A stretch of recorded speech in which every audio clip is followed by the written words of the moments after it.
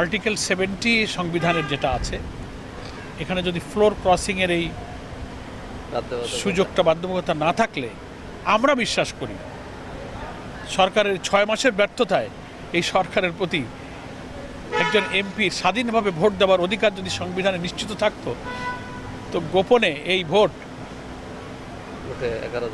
11 দলের প্রার্থীর পক্ষেই যেত এবং তিনি এদেশের রাষ্ট্রপতি হতেন। এটা আমরা আশাবাদী, কিন্তু কনস্টিটিউশনাল অব্লিগেশনের কারণে সেটা হয়তো কোনো এমপির পক্ষে ফ্লোর ক্রস করা সম্ভব হবে না। এবং জুলাই সনদে আমরা যে সংস্কারগুলো চেয়েছি সেখানে কিন্তু আর্টিকেল 70তেও কিন্তু আমরা সংস্কার চেয়েছি। কয়েকটা গুরুত্বপূর্ণ অনাস্থা ভোট, অর্থ বিল, কেমন এই ধরনের কয়েকটা ছাড়া বাকি জায়গায় এমপিকে আমরা মতামত প্রকাশ স্বাধীন করে দিয়েছি।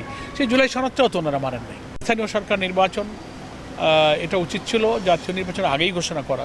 জামাত ইসলামের এটা পুরনো দাবি। তো আমরা খুবই শঙ্কিত এবং কি বলবো দ্বিধান্বিত যে এই সরকারের অধীনে যেখানে সর্বত্র দলীয়করণ, সরকারি পদে স্বায়ত্তশাসিত আধা সরকারি সব জায়গাতে দলীয় লোক বসাইতেছে। আপনি দেখবেন বিএনপি যে 31 দফা ঘোষণা করা হয়েছে তার 9ম দফায় আছে সংকীর্ণ দলীয়করণের ঊর্ধ্বে উঠে সরকারি বিধিবদ্ধ স্বায়ত্তশাসিত সমস্ত জায়গায় নিয়োগের ব্যাপারে তারা একটা সুন্দর প্রশাসনিক ব্যবস্থা গড়ে তুলবে, এটা তারা ওয়াদা করেছে। এখন স্থানীয় সরকার নির্বাচনে ওনারা কতগুলো সিদ্ধান্ত নিতে যাচ্ছেন, তার মধ্যে একটা বড় হলো এমপিওভুক্ত শিক্ষকরা নির্বাচনে অংশ নিতে পারবে না। এটা ইলেকশন কমিশন একটা রিকমেন্ডেশন করে একটা অ্যাপ্রুভ করেছে।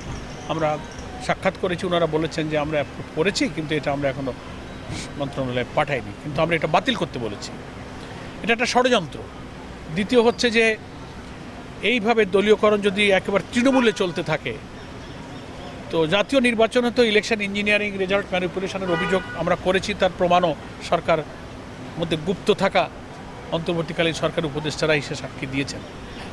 ফলে এই স্থানীয় নির্বাচন হোক, এটা আমরা চাই, আমরা অংশ নেবার জন্য প্রস্তুতি নিচ্ছি, কিন্তু সেই নির্বাচন নিরপেক্ষ করার জন্য এই যে কি বলে সিটি কর্পোরেশন, পৌরসভা, জেলা পরিষদ গুরুত্বপূর্ণ পদে যে পলিটিক্যাল অ্যাপয়েন্টমেন্ট দেওয়া হয়েছে এদেরকে তো স্থানীয় নির্বাচনে আবার মনোনয়ন দেবে, সেজন্য এদেরকেও নির্বাচনে অযোগ্য ঘোষণা করতে হবে তফসিল ঘোষণা করার আগে, তাহলে এই নির্বাচন নিরপেক্ষ হবে না।